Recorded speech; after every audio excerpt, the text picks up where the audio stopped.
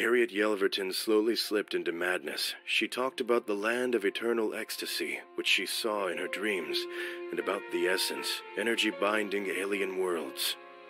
Harriet's husband, Milton Yelverton, taken by the stories of Lustga, would write down the contents of her visions. His notes contained mysterious symbols and plans of an unknown construction. Harriet died giving birth to Milton's son, Benedict Yelverton. Depressed after his wife's death, Milton committed suicide.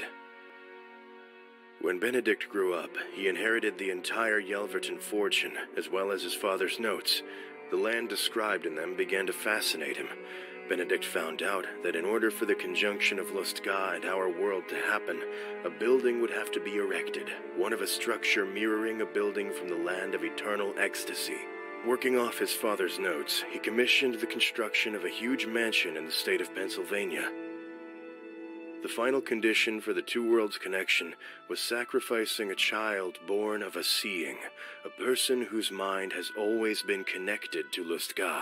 Benedict knew that he was the child of a seeing himself, but he wasn't going to sacrifice himself. He wanted to enter Lustga as a hero, not an offering. He decided to find a person possessing a gift similar to his mother's. He organized a group which began searching. The association, taken by the information about the world of Lustga, soon transformed into the cult of ecstasy. The search for a seeing, however, did not bring results. The members of the cult of ecstasy discovered that Benedict himself could be the ritual offering. Benedict grew to despise the cult, believing it to be a bunch of rich degenerates. To not allow the conjunction of Lustga and our world, Benedict committed suicide.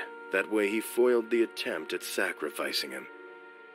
A few months later, a boy was born, the child of Benedict, and a servant working in the mansion. Willard Yelverton despised his mother from a very early age. As a teenager, he killed her and joined the cult of ecstasy. After a relatively short time, he became its leader. Willard resumed the search. In an old Yelverton house in a secret locker, he found letters written by his grandmother, Harriet Yelverton, and her lover. He discovered that Harriet had a child out of wedlock. Willard traced the bastard's genealogy and reached Amanda Moon. He began following her. Even a brief encounter was enough for Willard to feel her aura. It turned out Amanda had inherited the gift of seeing the essence from Harriet.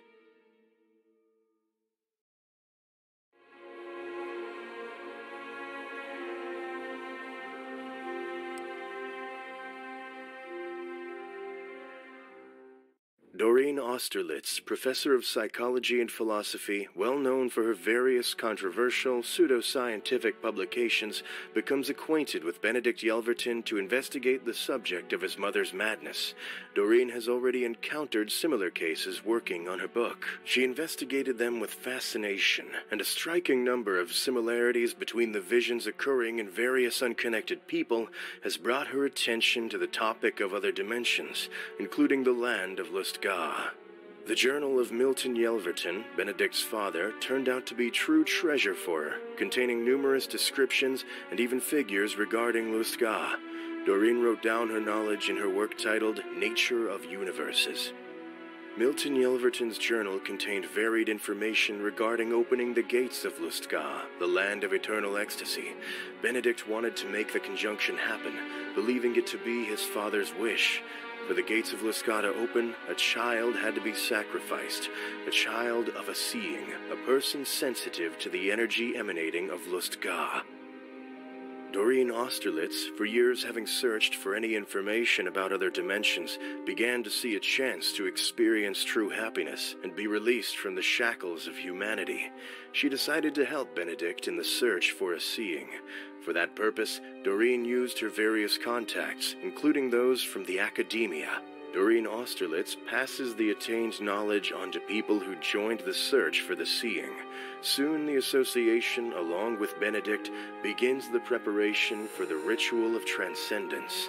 Numerous meetings, during which Doreen shared the fascinating knowledge of Lustga with the guests, soon began to attract people from the world of business and politics. Afraid of unnecessary growth of the association, Doreen grew reluctant to accept new members, making the group more elite. It was then that the association finally assumed the name Cult of Ecstasy.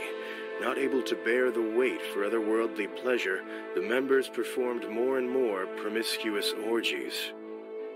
One of the ascended, Lassie, found that the visions written down in Milton Yelverton's journal came from Benedict's mother, and if she was a seeing, that meant that the child supposed to be offered to Lustgar can be Benedict himself.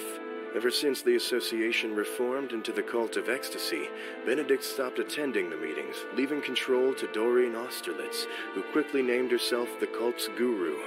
Doreen ordered Lassie to capture Benedict and bring him to her. Benedict, however, foresaw this turn of events. To prevent being offered as a sacrifice, he committed suicide. Several years later, Doreen Austerlitz discovered that she was terminally ill. She knew that she would have to leave, and the mission would probably not end within her lifetime. Doreen saw no proper successor among the members of the Cult of Ecstasy. Using her psychological knowledge, she set a young boy raised in the mansion, Willard Yelverton, against his mother. Manipulating the child, she did everything she could to make him a sociopath set only on one goal: opening the gates of Lustgar. Doreen Austerlitz died with a smile on her face. She knew that Willard Yelverton, the monster she had created, would complete her work and lead the Cult of Ecstasy to its destiny.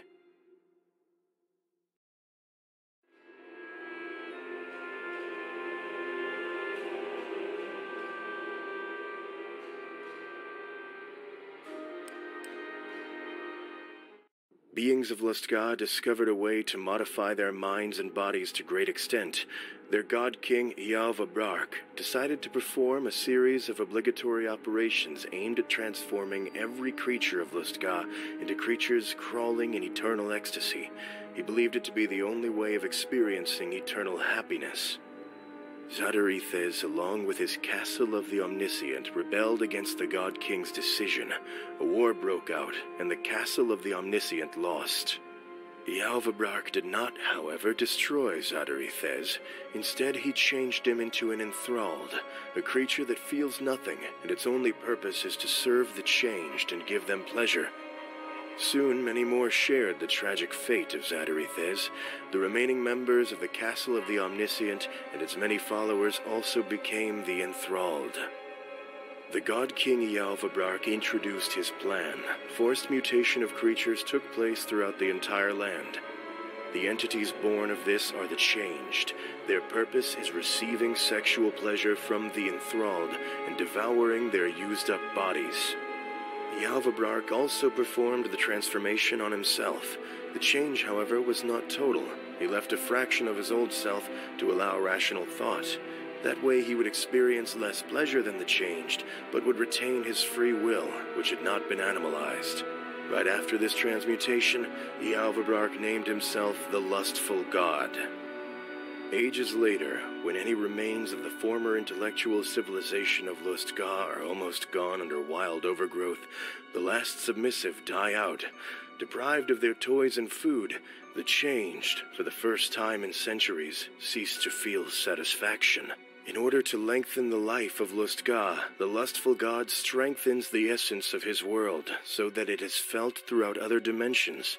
In the energy beginning to embrace other dimensions, he shows visions full of instructions for opening gates to Lustgar. The lustful god aims to attain new submissive this way, so that they may feel the satisfaction of the changed.